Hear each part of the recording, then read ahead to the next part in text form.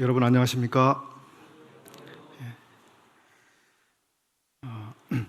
열왕기하 말씀이 이제 마지막까지 저희들이 다 살펴보아서 이제 오늘 이 시간에는 열왕기하 말씀을 그동안 저희들이 상고하는 가운데 조금 그 보충이 되었으면 싶은 아쉬운 부분들 있으면 이렇게 함께 나누려고 이렇게 하고 있습니다. 제가 시간을 일부 사용하고요, 또 다른 형제님 또 사용하시고 이렇게 하려고 합니다. 지난 시간에 열왕기하 24장, 25장을 저희 함께 살펴봤습니다. 아시는 대로 유다 왕국의 멸망의 기록이죠. 우리나라가 일본에게 패망이라 해야 되나요? 나라가 망하게 됐을 때 과정을 근세사를 아마 다들 잘 아실 텐데요.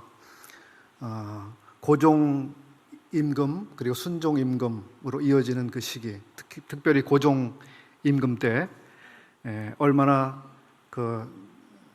정말 비참한 그리고 부끄러운 그런 역사들이 우리에게 있었는지 알고 있습니다. 그 왕이 어떻게든지 나라를 지켜보려고 했습니다마는 지켜내지 못했죠. 이스라엘 유다의 마지막 왕들도 어떻게 하면 나라를 지켜볼 수 있을까 많은 관심을 가지고 궁리하고 애를 썼으리라고 생각하는데요. 그런데 결국 유다가 망하게 되는 그 과정 속에서 제가 볼 때는 그 유다의 왕들 여호야김, 여호야긴, 시드기야 이 왕들이 결국은 그 하나님의 도움을 구하고 또 그 도움을 구하기에 앞서서 하나님 앞에서 그 회개하는 낮아진 마음을 취하고 정말 하나님의 도움을 구하는 대신에 이 외국의 힘을 자꾸 의식하고 외국의 힘을 어떻게 좀 빌려다가 이런 위기를 벗어날 수 있을까, 그런 쪽으로 이제 계속 머리를 쓴 것 같아요. 결국 그렇게 하는 것은 전혀 도움이 되지 않았고요. 제가 볼 때 그래서 이스라엘 유다의 마지막 시기에 그 왕을 비롯해서 모든 사람들은 결국은 오늘날로 말씀을 드리면 그들은 자기들의 영적인 면에 있어서 이 전쟁을 하고 있다고 하는 생각을 전혀 못한 것 같아요. 영적 전쟁, 즉 하나님 앞에서 자기들의 이 태도를 바르게 하는 것, 이 회복을 받는 것, 이러한 일이 우선해야 되는데 그들은 정말 혈과 육으로 그런 모든 싸움을 싸워서 이겨내려고 하는 이런 모습을 저희들이 발견할 수 있는 것 같습니다. 결국 그들은 실패하고 말았죠. 오늘날 우리의 삶에 있어서도 이런 일들은 참 많이 일어날 수 있다고 생각이 되는 부분입니다. 무슨 참 어려운 일이 생기고 문제가 생기고 극복할 수 없는 참 심각한 위기에 직면했을 때 우리는 그런 상황에서 이것을 어떻게 헤치고 나가야 될지를 생각하는 그 과정 속에서 그런 문제를 하나님 앞에 가지고 나가서 이러한 문제의 성격을 깊이 있게 영적으로 생각하기보다는 여러 가지 어떻게 쉬운 방법 혹은 이 사람의 지혜를 빌리거나 힘을 빌릴 수 있는 이런 쪽으로 생각하기가 마음이 급해지잖아요. 결국은 그러한 영적인 위기 속에서 우리는 제대로 대응을 하지 못하고 더 깊은 수렁으로 빠지는 이런 경험을 하는 일들이 많이 생기는 것 같습니다. 이것이 저는 이제 유다 말기에 이 세왕 시기에 생각해 볼 수 있는 교훈 중에 하나가 아닌가 이런 생각을 했습니다. 지난 시간에 그리고 일부 말씀을 좀 나누었습니다만 결국 북왕국과 남왕국이 하나님이 주신 땅, 약속의 땅, 좋은 땅, 젖과 꿀이 흐르는 땅, 하나님의 눈이 항상 살펴보시는 그 땅, 새해초부터 새마을까지 하나님이 살펴보고 계시는 땅, 때를 따라서 비를 주시는 그런 땅, 그 놀라운 땅을 그들은 빼앗겼고, 그들은 거기서 추방되는, 하나님에 의해서 결국 추방되는 비참한 상황을 맞이했습니다. 그런 것은 바로 그 민족이 그 약속된 땅을 들어가기 전에 이미 광야에서 하나님이 경고하셨던 그 경고대로 일어난 것이라고 하는 사실을 우리는 알 수 있습니다. 저희들이 계속 신명기 말씀을 보고 있는데요, 신명기에서도 27, 28, 29 읽어가시면서 발견되지 않습니까?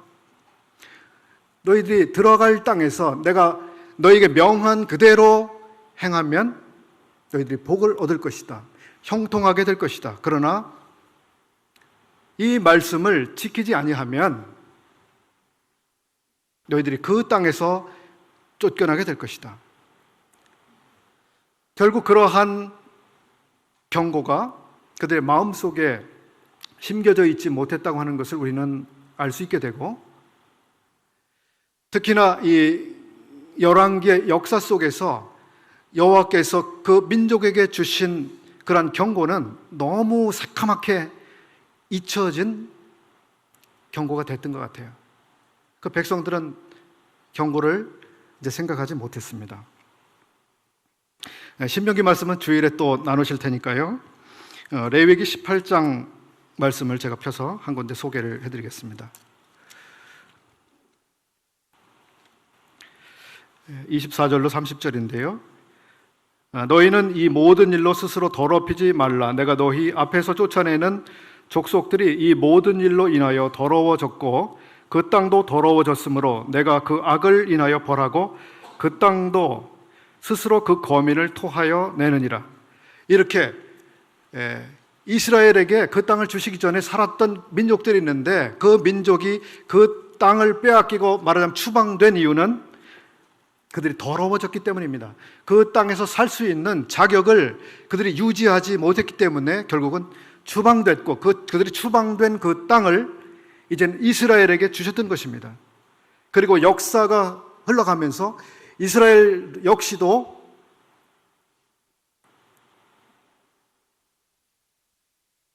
더러워지는 이런 상황, 역시 더러워지게 됐기 때문에 결국 하나님께서 그들을 그 땅에 계속 거주하도록 허락하실 수가 없게 된 사실을 우리가 알게 되는 것이죠.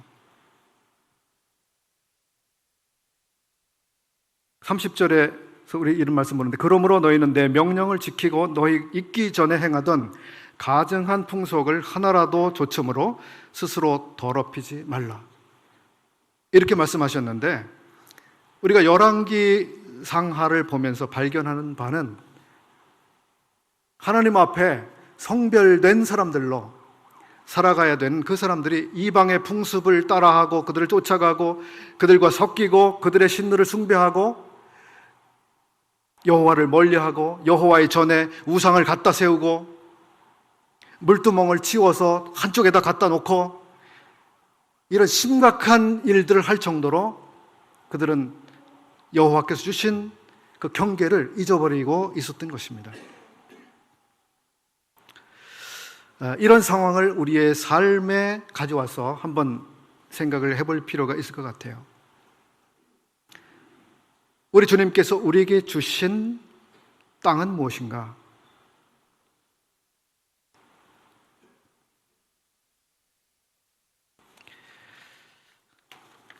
시편 101편 말씀을 한번 펴보겠습니다. 제가 펴서 읽어드리겠습니다.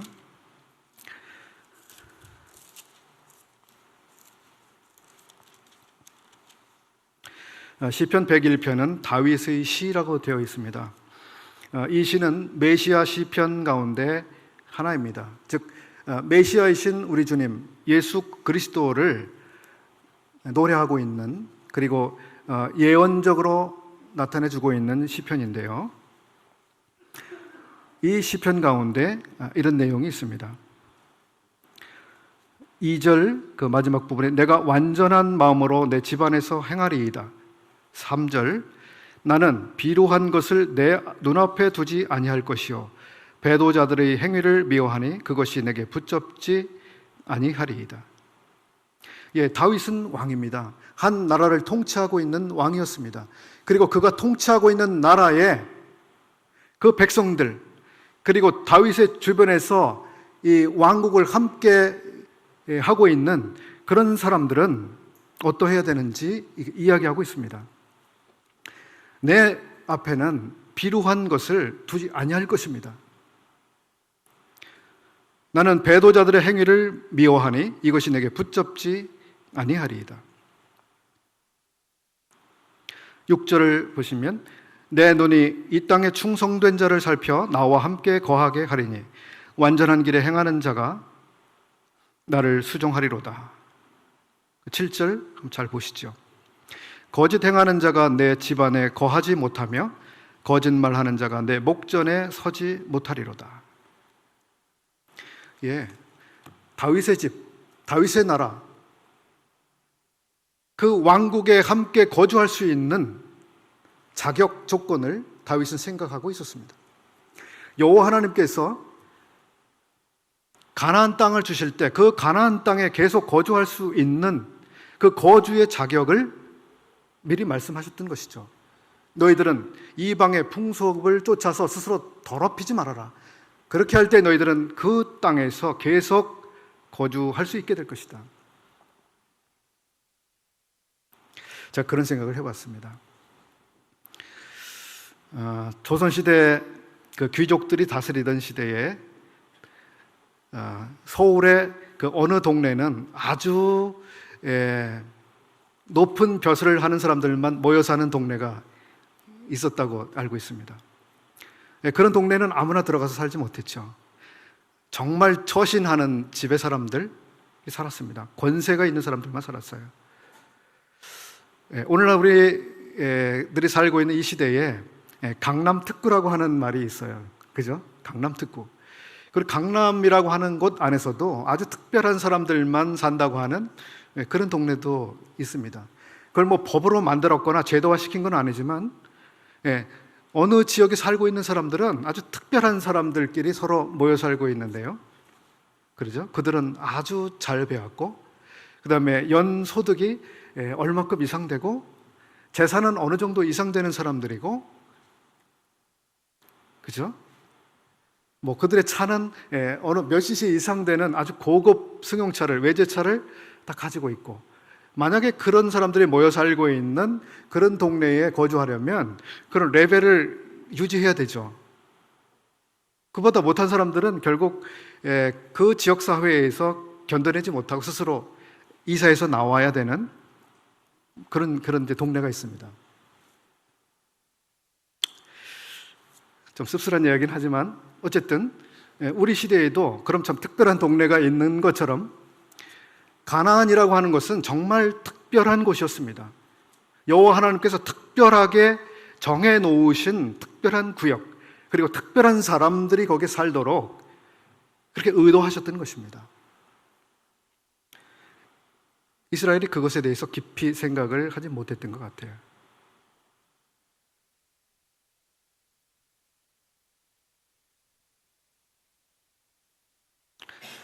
오늘날 우리들을 부르셔서 우리들을 거주하게 하신 그곳은 과연 어디인가?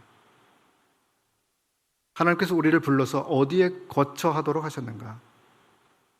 우리 성도님들 어디에 거주하고 계십니까?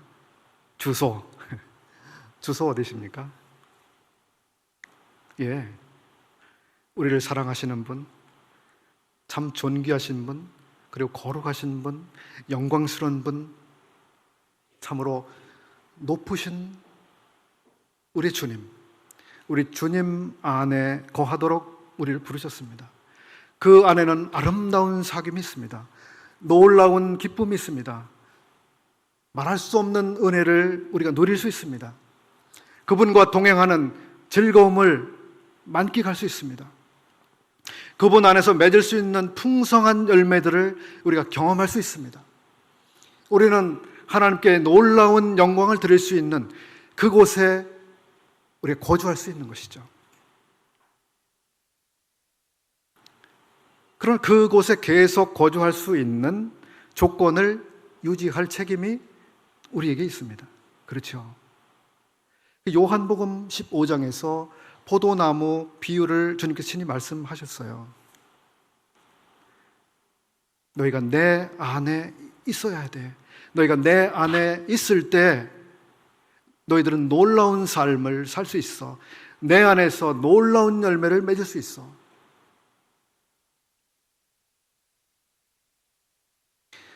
너희는 내가 일러준 말로 이미 깨끗하였으니 내 안에 거하라. 예, 기본적으로 그 안에 들어갈 수 있는 자격은 깨끗해진 사람들이죠. 그리고 깨끗해진 상태를 유지할 책임이 있는 것입니다.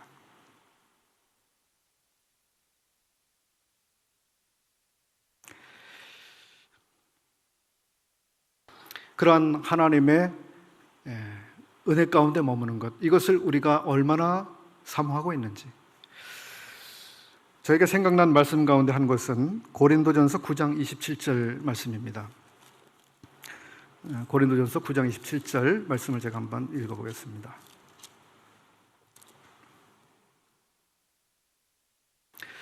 내가 내 몸을 쳐 복종하게 함은 내가 남에게 전파한 후에 자기가 도리어 버림이 될까 두려워함이로라.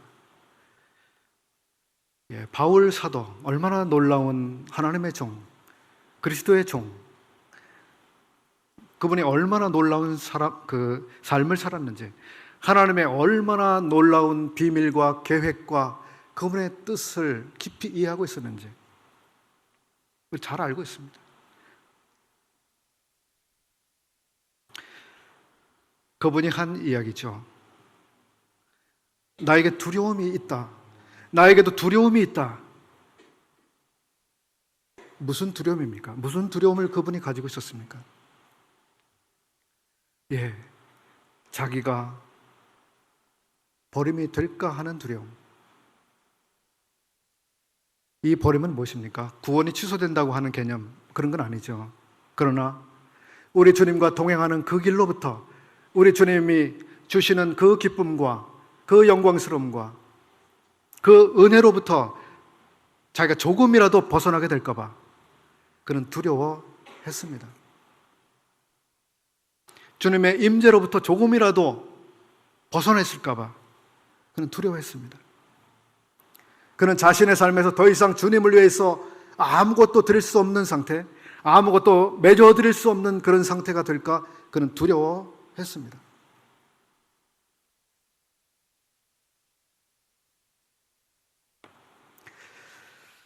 이런 부분들이 이제 열왕기 하의 마지막 부분을 생각하면서 하나님이 주신 땅으로부터 결국 추방당해야만 했던 참 그 불행한 사건을 통해서 교훈으로 생각해 보게 된 그런 점들이었습니다.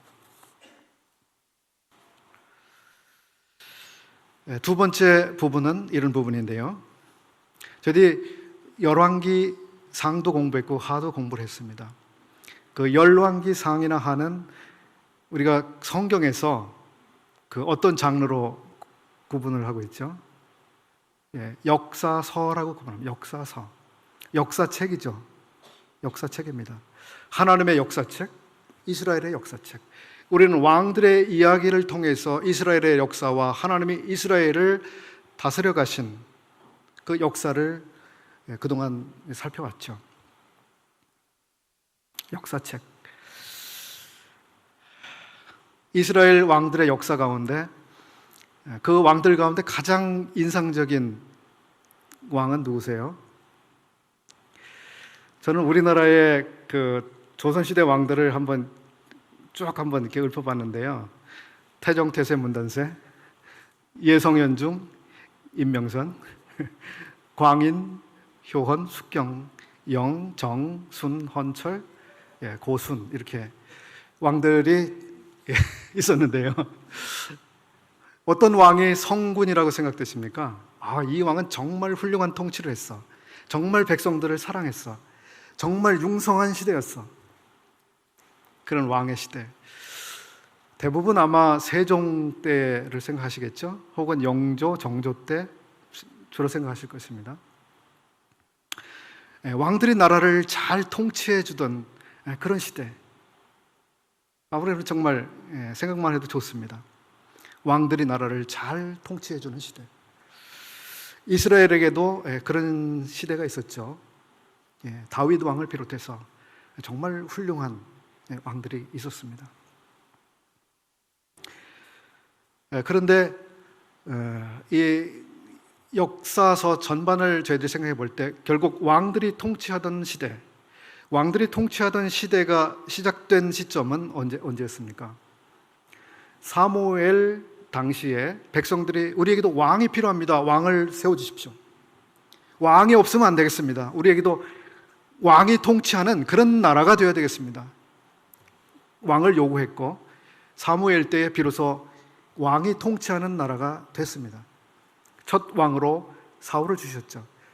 사도행전 13장에서는 사울을 왕으로 주셨다가 패하였다고 이렇게 아주 간단하게 말씀하고 있는데요.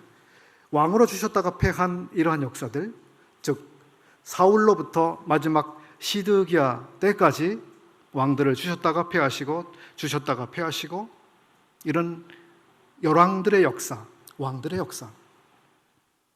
결국 우리가 생각해 볼 때 왕들이 통치하는 그 시대를 시작한 때와 왕들이 통치하는 그 시대가 끝난 그 상황, 전체 열왕 시대를 우리들이 생각해 볼 때 어떤 생각이 드십니까?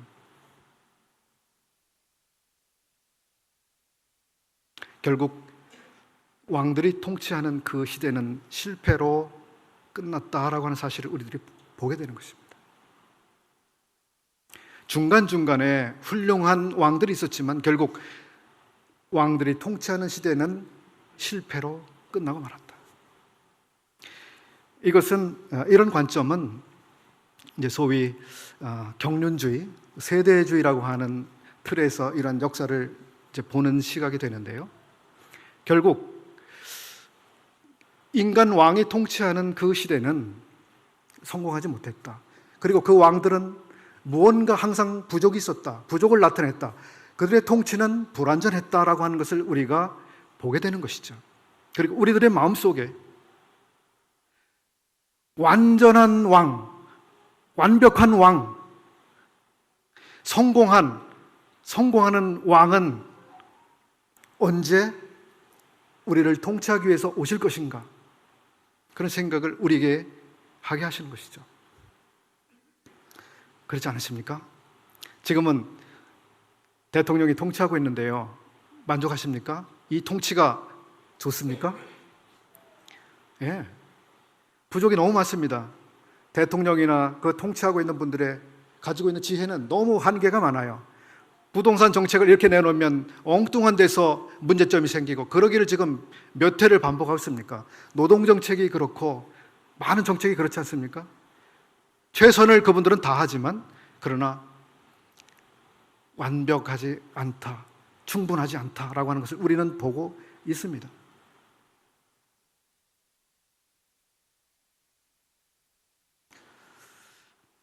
우리들 마음속에 그래서 우리는 우리를 완전하게 통치해 주실 그 왕을 기다리는 마음이 있는 것입니다.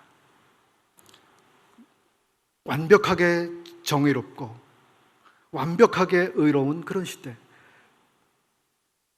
아주 도덕적으로 높은 시대, 공평과 정의로 다스려지는 시대, 정말 은혜와 평강으로 통치되는 그런 시대, 더 이상 범죄가 일어나지 않는 그런 시대, 우리 마음에 그런 거 바라지 않으십니까? 주님께서 이 세상에 오셨을 때 마태복음을 기록한 마태는 그 이야기를 기록했습니다. 주님이 태어나셨을 때 목자들이 물어봤죠. 너희들 가운데 왕으로 오신 이가 어디 계시냐고 물어봤습니다. 왕으로 오신 분. 마태복음은 왕의 복음이다 이렇게 일컬어집니다. 왕 되신 분으로서의 예수 그리스도를 더 드러내서 증거하려고 쓰여진 것이 마태복음인데, 그래서 왕으로 오신 예수 그리스도께서는 어떤 분이셨는지를 우리가 마태복음을 통해서 볼 수 있습니다. 왕으로 오시니. 그래서 그분은 놀라운 권세를 행하셨습니다. 그는 모든 병들을 고치셨습니다. 열병을 고치셨습니다. 안전뱅이를, 문둥이를, 말 못하는 사람을, 소경을, 각색 병든 사람들을 그분이 원하시는 대로 다 고치시는 분임을 증명하셨습니다. 그 모든 병균이나 질병이나 아픔들이 주님의 통치하에 있다고 하는 것, 그분의 권능하에 있다고 하는 것을 주님이 증명하셨습니다. 주님이 바다에게, 물결에게 명령하셨을 때 순종했습니다. 주님에게 통치할 수 있는 권한이 있는 왕이시라고 하는 것을 증명하신 것입니다.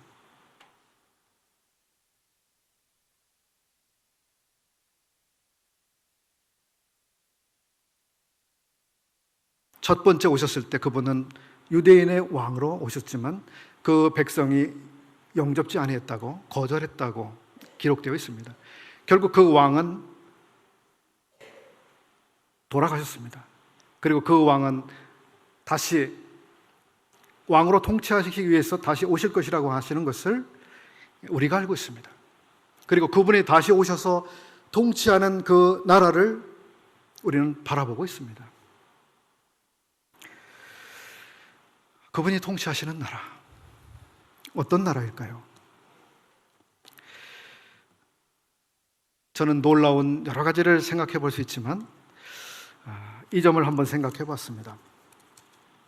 주님께서, 우리를 사랑하시는 주님께서, 우리를 구원하신 우리 주님께서 왕이 되어 이 땅을 통치하시기 위해서 오실 때 그분은 어떤 분이실까? 저는 그분의 영광, 그분의 능력, 그분의 권위 여러 가지를 생각해 볼 수 있지만 그와 함께 저는 요한복음 10장에서 이런 부분을 생각했는데, 나는 선한 목자라. 선한 목자는 양들을 위하여 목숨을 버리거니와 나는 양들을 위하여 목숨을 버리노라. 양들을 위해서 목숨을 버리신 분, 기꺼이 그 목숨을 주신 분, 우리를 그렇게 사랑하신 분, 우리를 아끼신 분, 그분이 다시 오시는데 왕으로 오시는 것입니다. 그 왕이 우리를 얼마나 사랑하실까요?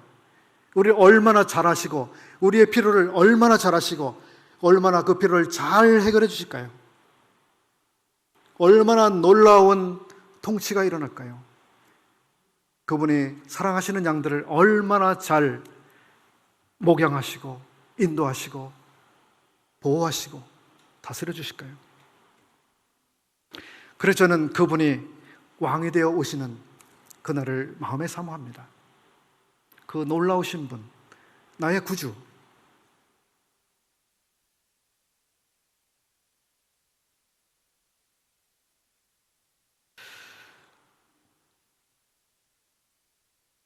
주님께서 초림하셨을 때 그분은 많은 사람들을 고치셨습니다. 정상적이지 않은 것들을 정상으로 회복시켜 주셨습니다. 건강하지 않은 것들을 건강하게 만들어 주셨습니다. 위로가 필요한 사람들에게 놀라운 위로를 주셨습니다. 회복이 필요한 것들을 회복시키셨습니다.